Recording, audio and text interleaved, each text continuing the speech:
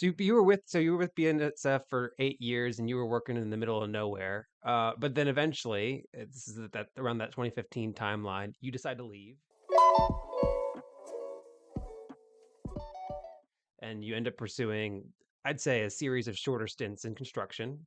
Maybe with that fancy construction management degree, but at the same time, you decided to also start your podcast and your platform. And I'll be honest, I mean, at this point, you have your 11 rentals, you have a great engineering career. Well, you may argue it's not as great because you're not stable because you're traveling all over. But you land this job with the city of Kirkland. You're I guess semi stable, um, and by a lot of people's standards, I feel like that's making it for a lot of people. You know, you have the passive income, you have a good job, but you wanted more. So why more?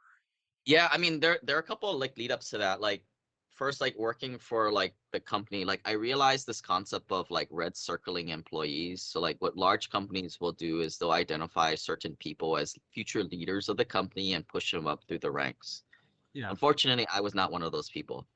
Maybe because I was too busy thinking about my own money and personal finances than the company's putting them first. But hey, that's my bad, right? Like, Yeah. so I realized like I was not one of these like rocket ship career path people.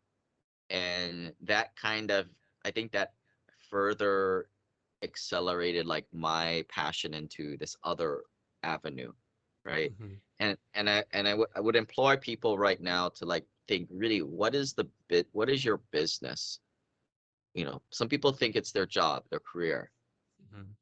I would argue that it's you and your family, and personal finances is number one. Your job is just a means to get money, which you need to turn into investments for the sake of your damn family and yourself.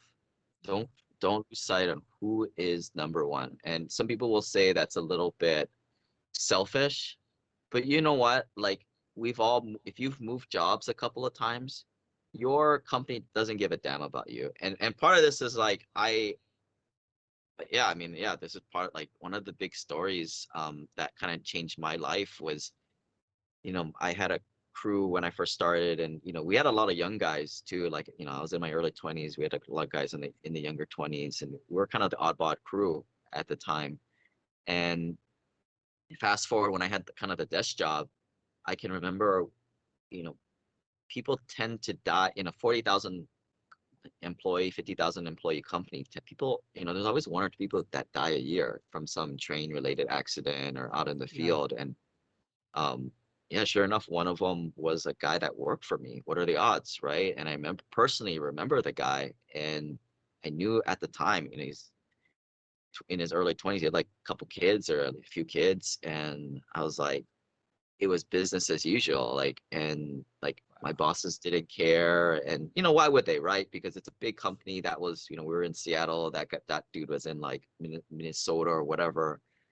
And it really like, I mean, it was like put things in perspective for me. It's like, here this guy busts his butt, traveling in his early 20s for this company, and he just gone, and nobody cares. Nobody cares. And that's kind of where I realized how, in a way, heartless, but hey, it's business, right? And I, yeah, I mean that maybe that was the thing that drove the rift. And then, but I do know around that time, I had the 11 rentals. More importantly, I had like $3,000 of passive cash flow coming in a month, and I realized that wow, that's like I'm getting paid more after tax because it not only the 30 grand, but I'm like saving a lot of money on taxes because of the depreciation and losses from the real estate is helping out my personal tax side. And I'm like making more than my boss or my boss's boss. So why the hell would I want to bust my butt to go for those promotions to get 10, 20% more pay to get a lot more BS in terms of workload when I could just buy another rental property, which I've done, right? So it just made no sense to me at that point. Sure, in the beginning, one, two rental properties was like is not much leverage, but I was getting to the point where there was pretty much hockey stick growth or getting there. Of course, I learned that rental properties is not a good way for really busy people, and syndications and private placements as a passive LP partner is really the way to go if you're kind of already mid-career path and, you know, a lot more busier with a family. But I kind of walked through work with a different attitude, right? Like it was kind of like an FU attitude, and people call this the term originated from Microsoft. FU, I think I forget the acronym, but like basically the early guys in Microsoft, you know, they got paid, right? Those guys, they had like options, and there was an acronym FU. I'm fully vested. Um, and but for me, it was kind of the same concept, right? Like I would walk through work and it would be like, screw you guys, I make more than you and the boss's boss. And why, like one day they were like, they came to me and they're like, oh, you don't understand. And in this company, it was very old school. Like you would sit, it was very conservative, and that's my fault for working for them. But you you go into a meeting and you sit next to your boss and you don't say anything unless you are asked a specific question.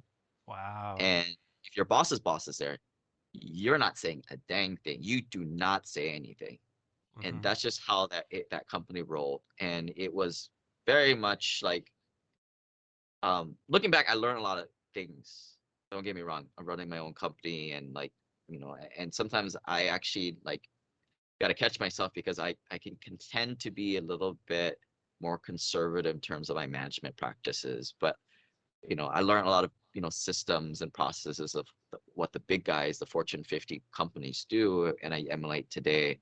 Um, so it wasn't all bad, but at the time, you know, a younger self of mine saw it as, you know, this sucks. I want to, I don't need to get paid very much. So this was a cool intermediate point where I was working for private, like I said, and I took pay cuts to work for, you know, states, governments. And I eventually worked for, that was the city, then I worked for the state of Hawaii, then I actually worked for the federal government. So I hit all, you know, all the government entities, right? And, Yeah. you know, which are typically known as a little bit more laid back. Um, when I went, I love working for the city because I actually kind of fell in love with the coworkers and the people again. And I talk about this with a lot of my clients that are in work jobs, right? Like, because a lot of it is, you know, happiness. I call it the triangle, where, you know, you need to, the triangle pieces are, you need to like what you do for work, and then the boss that you work with, and then your coworkers or your employees below you. You can have a one of them not really that great, but if you can have two, you'll be there a while. If you only got one, then you kind of probably should look for the next thing. But when I was working for the private company, I didn't like who I worked for. I didn't really like what I did. I didn't want to travel, and my coworkers were kind of jerks and cutthroat.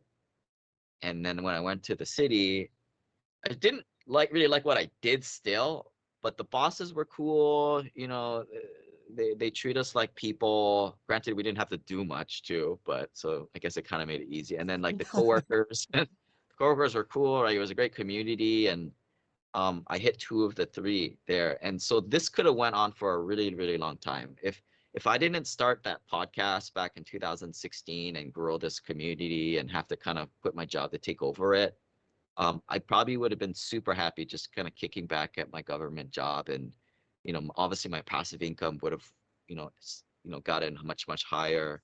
Yeah. Um, didn't have kids till later, so maybe that would have been the trigger for me to leave the W-2 day job. But I think for a moment there, I mean, I was kind of living the I'm dream. not complaining, nah, I'm not complaining. My thoughts get complicated, I cannot explain in lameness. Never losing focus because I ain't chasing payments. Still playing in the basement while I'm working on arrangements. They heard the kid in 50 countries, thank God that's amazing. But I'd rather thank Spotify, they put me on the station.